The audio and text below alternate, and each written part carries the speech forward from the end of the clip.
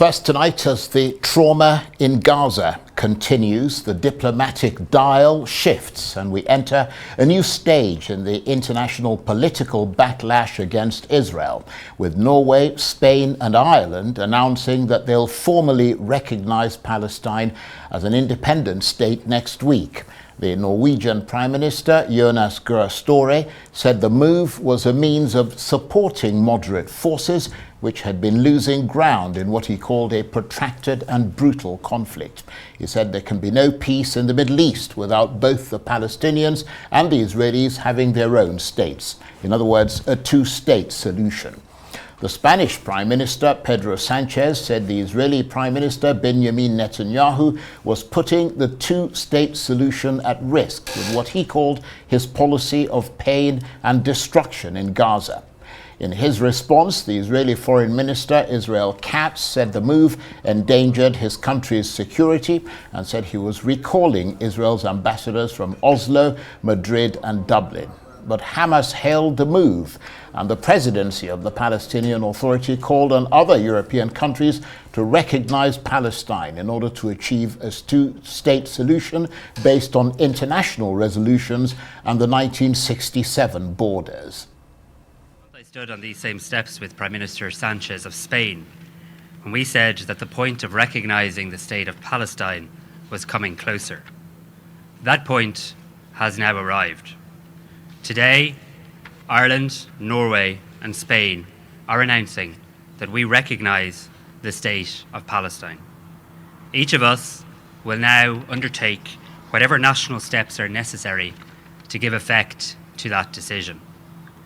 In the lead up to today's announcement, I've spoken with a number of other leaders and counterparts, and I'm confident that further countries will join us in taking this important step in the coming weeks.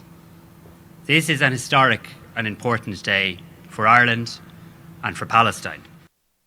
Well, our coverage of today's dramatic development begins with our international correspondent, Faith Orr, who joins me now in the studio. Good to see you, Faith. So lots of strands to put together here. Talk us through what the three countries have been saying and just how significant the implications of their move is. So we have heard today from Norway, from Spain and from Ireland, who all say they will recognise the state of Palestine on May the 28th. They've all said this is for the sake of peace in the Middle East. Now, we heard from the Norwegian Prime Minister that a two-state solution is in Israel's best interest and that there cannot be peace if there's no recognition. He says this is actually a means of supporting more progressive forces in Palestine, more moderate forces, rather than Hamas.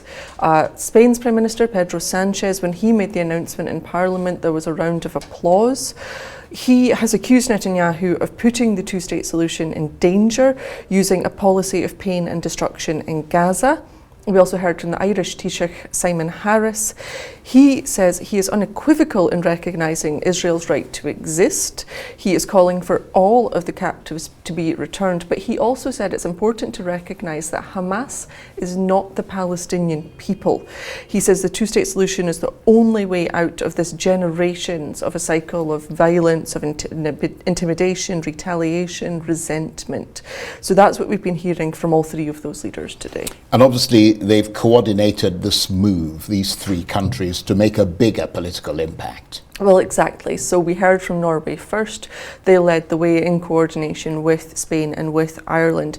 Norway says they hope that this will bring a renewed focus to the ceasefire talks in Cairo, which of course, as we know, have stalled. Sanchez is saying that the more they're together, the more hope, the more chance they have of forcing a ceasefire. So this is all about strength in numbers. It was interesting when Simon Harris in Ireland made his announcement. Normally there would be an EU flag behind the Irish Taoiseach, but there wasn't. Ireland very much making a statement with that they are going their own way on this, not part of the bloc.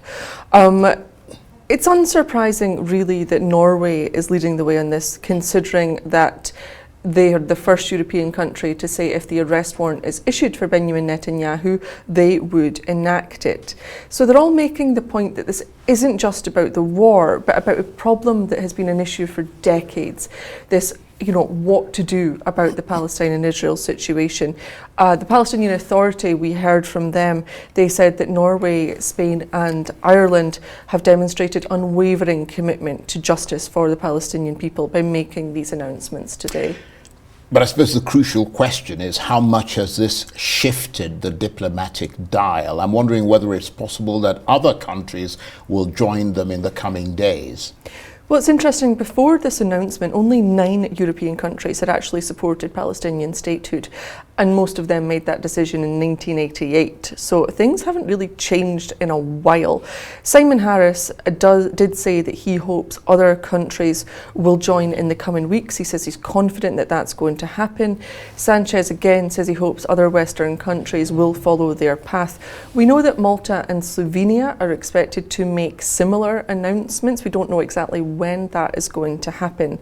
This has all also been welcomed by the likes of Saudi Arabia and Jordan. They're happy to see more Western nations backing Palestine here. And as I say, unsurprising that Norway takes the lead, because of course they were behind the Oslo Accords, the 1993 deal that recognised the Palestinian Liberation Organization as the voice of Palestinians, and also created the Palestine National Authority. So that, they had governing parts of the West Bank and Gaza. So unsurprising that Norway leading on this. And we need to remember that this is just a few weeks after the UN General Assembly voted to give Palestine more rights at the UN, 143 of the 193 members there. So there is momentum here. So how big a blow is this to Israel, especially given the announcement earlier in the week that the International Criminal Court was seeking arrest warrants against Mr. Netanyahu and his defense minister? Well, as I just said, this is all about momentum and timing. So they're using that as a way to keep things rolling. But Israel is angry about it. We know that they've recalled their ambassadors from all 3 countries for urgent consultations.